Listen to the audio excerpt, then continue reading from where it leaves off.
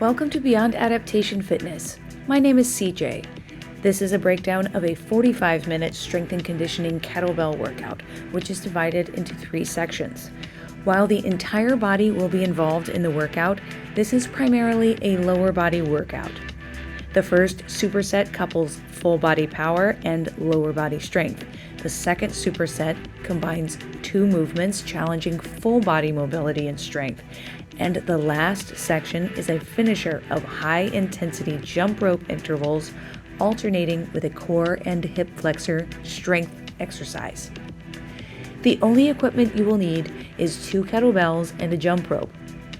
Since we're getting into some high intensity right away, before doing this workout, be sure to do part 1, a 15-minute primer workout and full body mobility sequence. There's a link in the description below. If you enjoy the video, don't forget to hit the like button and consider subscribing to the channel. Let's get to it. Superset 1, full body power and lower body strength. 5 rounds at a steady pace. Movement 1, 20 kettlebell swings or a number of reps you can sustain unbroken for 5 rounds. Movement 2, Bulgarian split squats. 8 reps on each leg. Take 1 minute to rest and reset in between supersets. Kettlebell swings. I'm not going to go into a deep dive on kettlebell technique here. That's a conversation for another day, but it goes without saying that if this movement is not in your wheelhouse, choose an alternative that you feel you can do safely, such as a glute bridge or an upright row with the kettlebell. The secret to getting good at kettlebell swings is learning when and where to hold tension in the body and when to relax.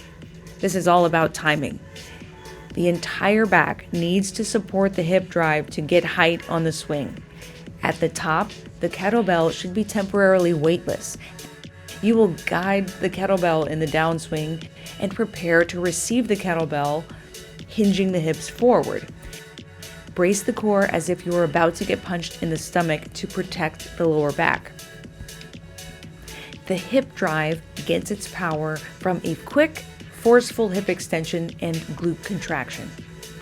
Once you get the hang of it, you can really get into a good rhythm, and that's what this is all about, just cranking out some high-quality swings to get the heart rate up. Take a moment to catch your breath, in a way, with Bulgarian split squats. Keep the hips level with a stance that's adequately wide between hip and shoulder width. I like to internally rotate the ankle on the foot that's resting on the pillar or bench for added stability and comfort. Since the kettlebell swing is predominantly working the posterior chain and the core muscles, I want the focus of the Bulgarian split squat to be the quads, so I am maintaining an upright position. It's more friendly for the back and more quad dominant.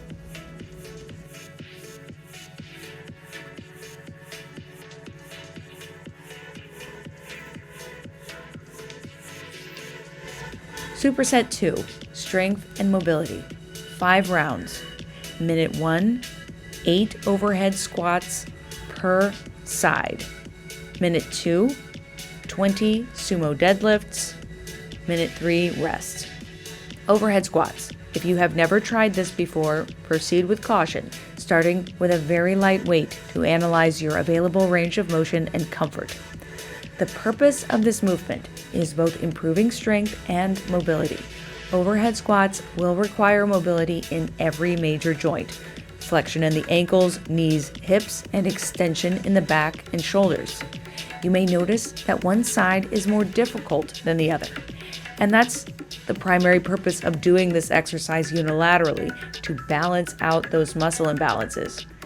The overhead squat will tell you so much about your squat mechanics because the kettlebell needs to stay in the center of mass.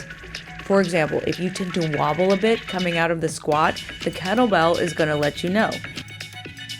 If you feel comfortable doing a kettlebell snatch, that's the most efficient way to get the kettlebell overhead. But if not, a clean and some version of shoulder to overhead like a push press or a push jerk works just fine too. Keep the weight as close to your ear as you can.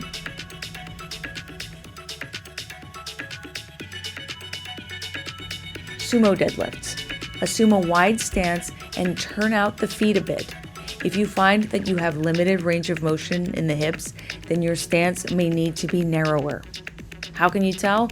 Well, if your knees are caving in slightly at the bottom of the squat, that means your stance needs to be narrower. Keep the chest up and rise and descend with control. This is fairly lightweight for this movement, so the slower you go, the more challenging you can make it.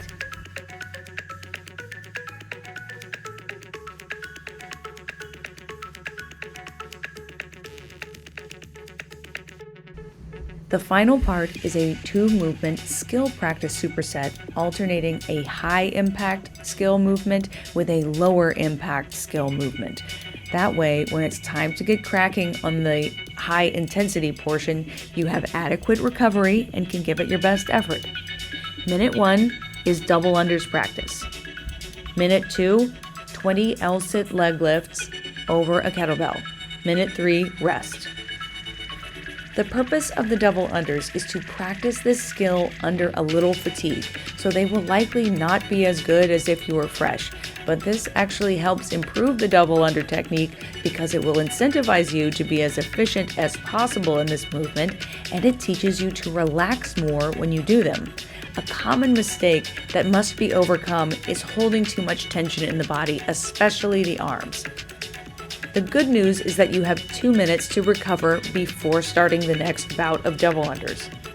The L-sit holds shouldn't tax your system in the same way, so when you work on the L-sit leg lifts, your heart rate and breathing can go down a bit. When doing the L-sit leg lifts, the focus is compressing the abs. I place my hand as far forward as I can to increase the challenge.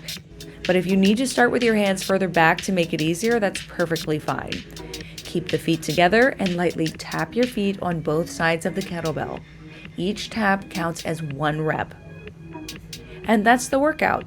I hope this helps you on your fitness journey. Remember, progress is a process. Some days will feel amazing, others will be tough. What matters is your effort, not just reps or skill level. If you gave it your all, you've already won. If you enjoyed this video, hit that like button and subscribe to Beyond Adaptation Fitness for more minimal equipment strength and conditioning workouts.